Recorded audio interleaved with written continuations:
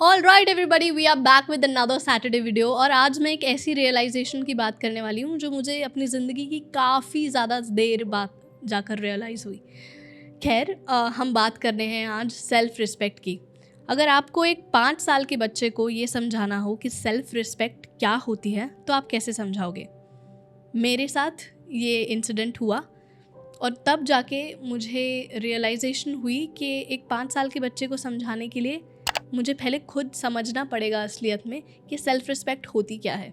अगर हम by definition respect की डेफिनेशन से चलें तो इसका मतलब ये होता है, if we admire somebody for their qualities, for their abilities, for their achievements, for who they actually are, वो कैसे इंसान हैं, उनकी क्या स्टोरी रही है, जब हम ये जानते हैं तो हम उस इंसान की रिस्पेक्ट करते हैं। तो इसका मतलब ये हुआ कि हम बिना जाने किसी की रिस्पेक्ट नहीं कर सकते।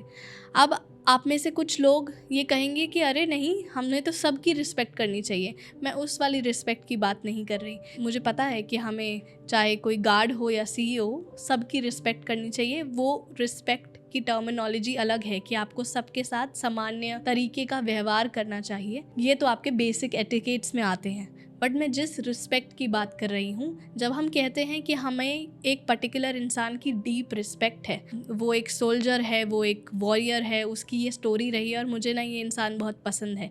जब हम किसी को एडमायर करते हैं उनकी क्वालिटीज़ के लिए, उनके अचीवमेंट्स के लिए या फिर उनकी स्टोरी के लिए, मैं उस रिस्पेक्ट की बात कर रही हूँ। तो इससे एक डेरिवेशन निकलती है कि हम खुद को कैसे रिस्पेक्ट कर सकते हैं जब हम खुद को जानते ही नहीं। मुझे ये बात की रियलाइजेशन हुई कि self respect comes from self awareness.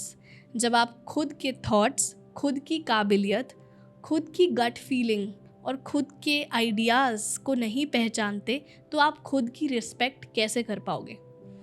मुझे ऐसे लगता है कि हम डे टू डे लाइफ में अपने थॉट्स और अपनी गट फीलिंग और अपने आइडियाज़ को उतनी इम्पोर्टेंस नहीं देते जितनी देनी चाहिए। मुझे ऐसा लगता है कि जो हमें एज एन इंडिविजुअल आइडियाज़ आते हैं ना, वो गेस्ट की तरह होते हैं। वो गेस्ट जो डिमांड करते हैं to be treated the right way. मेरे कहने का ये मतलब है, अगर आपके घर में कोई गेस्ट आया है, अगर आप उन्हें पानी नहीं पूछोगे, प्यार से बिठाकर बातें नहीं करोगे, उनकी खातिरदारी नहीं करोगे, तो फिर वो शायद चले जाएंगे और दोबारा मुड़ कर ना आए। और वापस आएंगे भी तो आपका ऐसा निगलेक्टिंग बिहेवियर देखकर शायद वो आपके घर आना छोड़ दें। तो सिमिलर कॉनोटेशन है आपके आइडियाज़ के लिए, आपके थॉट्स के लिए। मुझे लगता है कि जो आइडियाज़ आपको ज़िंदगी में आते हैं, हम उन्हें अहमियत नहीं देते और जब हम उन्हें निगलेक्ट करने लगते हैं ना, तो वो हमारे पास आना भी छोड़ देते हैं।